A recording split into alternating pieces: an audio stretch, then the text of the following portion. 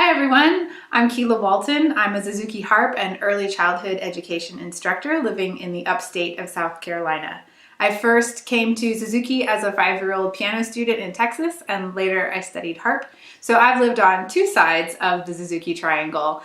But I think you as parents have the most challenging job in the triangle, which is practicing with your child every day at home. One of the best ways to make practice easier is to take great notes in their lessons. So here are my 10 tips for taking great notes. So tip number 1, find a system that works for you and use it consistently. This could be a binder with loose leaf notebook paper or a template in it. Some people use spiral notebooks with a separate notebook for each child. There are also lots of practice planners available for purchase. You can do a keyword search for music practice planner and lots of great options come up. In my studio, we use these practice sheets, which are a combination of student practice log and a template for note-taking. I like them because it gives the parents sort of a guide for where to write what, and I can tell at a glance what we worked on last week. All the details are right there while the parent is writing on a different sheet for this week. It also has this great review matrix at the top, which establishes the habit of reviewing pieces, and you can get through the whole book throughout the week, which is great for recital prep when you're getting ready for those book recitals.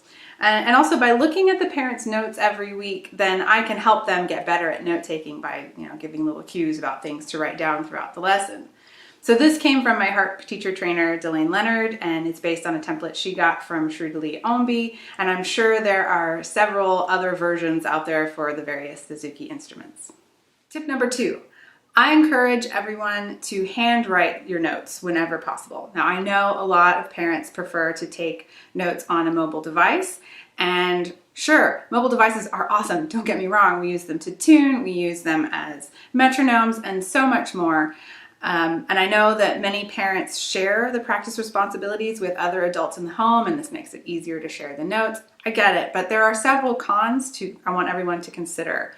And for those of you listening on audio, there's a slide right now, but I'll just hit the big ones. There's a problem of perception. When someone is looking at their device, they are perceived as not paying attention or ignoring the other people in the room. And what kind of message is that sending to your child about paying attention in the lessons? Also, there's some science about this. Studies show that our brains are better at processing and understanding a concept when we write it down by hand. I'll include a link to the research in the video description. And of course, there is room for compromise here. You could share a picture of the handwritten notes or use a stylus to write the notes by hand on a tablet. Number 3, write the date in the same place on your notes each week. This way you can be sure you are practicing the correct assignments for this week, and you have the added benefit of seeing any sort of patterns or cycles that emerge with your child's progress from week to week. Tip number 4, develop a shorthand that you use consistently for phrases that come up all the time in lessons, like LH for left hand, HT for hands together, M for measure, etc. Here are some examples. Tip number 5, follow along in the music book during the lesson. This helps you just keep track of what's going on, and it will help improve your music reading skills. And sometimes it's just a lot simpler and easier to make a note on the music itself. Number 6, if something seems too complicated to write down, ask if you can take a short video instead. Most teachers are happy to make time to take a short video at the end of the lesson on your device because we would rather you understand how to do this sooner than later. Tip number 7, use positive language in your wording in the notes. Our brains have a difficult time processing negative phrases. For example, if I say, don't think about a purple tree, what are you doing right now? Are you imagining what a purple tree would look like? Most of you are. So this is a life hack, not just a taking notes tip. Instead of saying, don't forget, say, remember to. And in your notes, instead of saying something like, don't let elbow droop, say, keep elbow up. If you can get in the habit of phrasing things in the positive, it will also just create a much more productive and positive practice environment at home.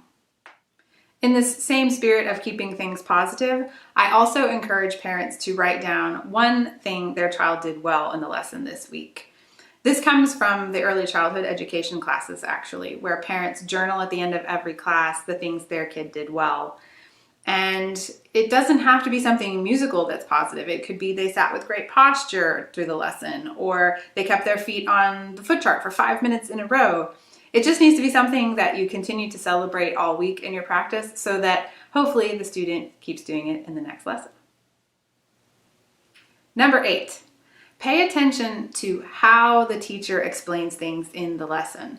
Many parents have shared with me that when they use the same wording in their notes and say the same phrase at home in the practice session, this helps avoid frustration and it minimizes practice battles. So often in the lessons, I will ask the student, what could mom write down here to help you do this at home? If they're very young or new to lessons, I'll follow this up with some wording options that they can choose from. And this gives even the youngest student a sense of ownership over the practice process. One of my favorite milestones in lessons is the first time a student stops the lesson to say, "Mom, can you please write that down?" Or, "Dad, did you get that?"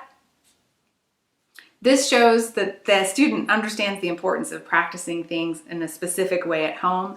It shows that they are using the notes at home.